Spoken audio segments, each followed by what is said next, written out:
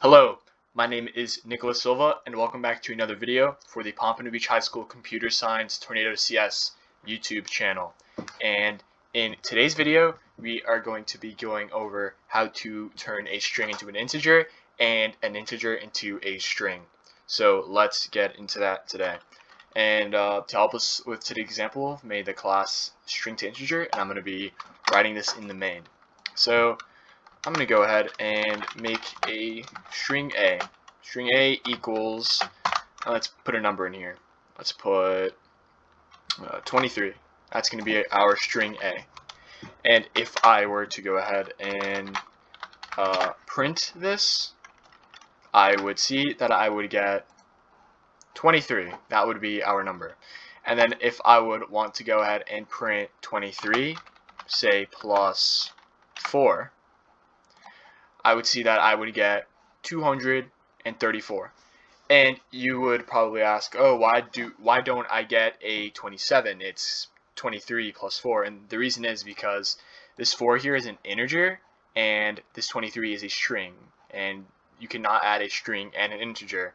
So this is how you would basically add, if you wanted to, a string to an integer. So you would have to write integer dot, and then it's gonna, all these methods are going to come out here, and there's a bunch of them, but we're going to be using dot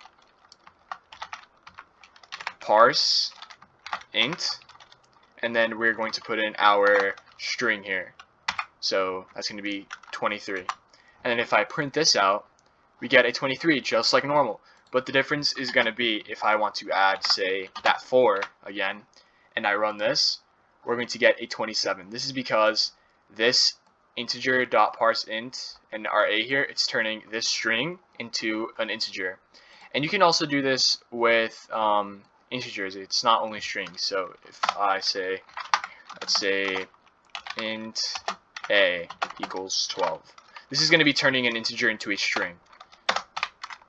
So int A equals 12, system.outprint A, and we see that we get a 12 like normal. But if you wanted to turn this into, say, a string, integer dot to string, and then put in our integer, A here, and I run this, and this is a string. And to show that is a string, I'm going to go ahead and add 2 to this. If this were an integer still, it would print out to 14. But if I go ahead and print this, it's going to be 122.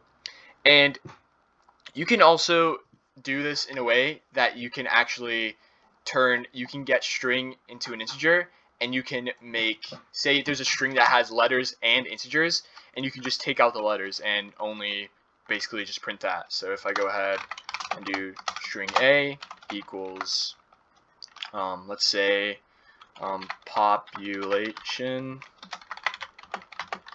is 24. Let's say our population is 24. That's our string. It's saying just population is 24.